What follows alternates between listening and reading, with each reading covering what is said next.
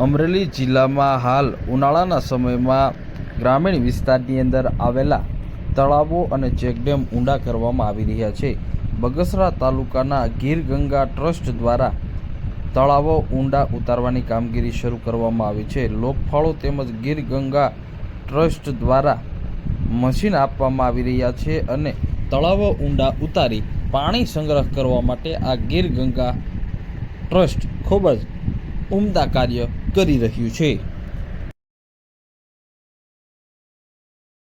અમારું ગામ બરવાળા 22 કુકાવ તાલુકો જિલ્લો અમરેલી। ગીર ગંગા ટ્રસ્ટ નામની સંસ્થા છે રાજકોટની, દિલીપભાઈ સખિયા કરી, અને એમાં આ કુકાવ તાલુકાના 45 ગામમાં આ ગીર ગંગા ટ્રસ્ટ નામની સંસ્થા કામ કરે છે। અને એમાં અમે ગામના લોકફાળેથી આ હિટાસી જેસીબી અને એ બધું ચાલુ કરેલું છે અને ગામનો સહકાર બહુ સારો મળેલ છે।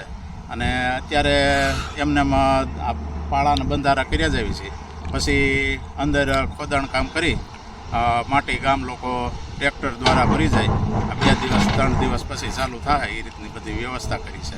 ફાયદો શું થશે આનાથી? ફાયદો આનાથી જે પીવા પાણી ન રહેતા, જે શિયાળામાં આપણે ખૂટી જતા દિવાળી આજુબાજુ, એ અત્યારે હજી અમારા આજુબાજુના કૂવામાં આ તળાવ હજી ઊંડું નથી થયું, તા 45 ફૂટે પાણી અત્યારે હજી છે। માનો કે ચૈત્ર મહિના એવો છતાંય, નકર દિવાળીએ પાણી ન હોય। એટલે જે આ તળાવ ઊંડું થાય એટલે આવતી સાલ એક આ સીમ ટોટલી 700 થી 800 વીઘાને આ લાગુ પડશે આ તળાવ। એમાં ક્યાંય પાણીનો પ્રશ્ન હલ થઈ જાય। ઉનાળામાં શિયાળુ પાક, ઉનાળુ પાક 3 સિઝન આરામથી લઈ શકશે। એટલે ખેડૂતોને મોટામાં મોટો ફાયદો।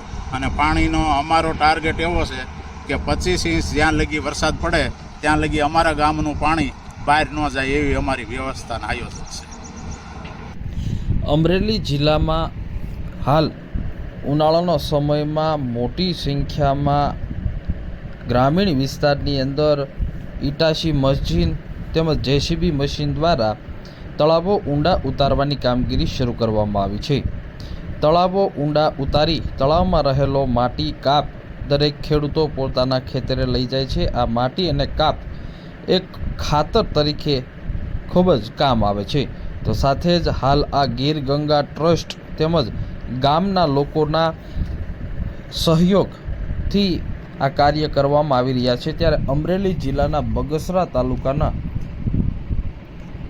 બરવાળા 22 ગામમાં તળાવ ઊંડા ઉતારવાની કામગીરી શરૂ કરવામાં આવી છે, જેમાં ગ્રામના લોકો, અગ્રણીઓનો સહકાર અને ગીર ગંગા ટ્રસ્ટ દ્વારા મશીનરી આપી અને આ તળાવ ઊંડું ઉતારવામાં આવી રહ્યું છે।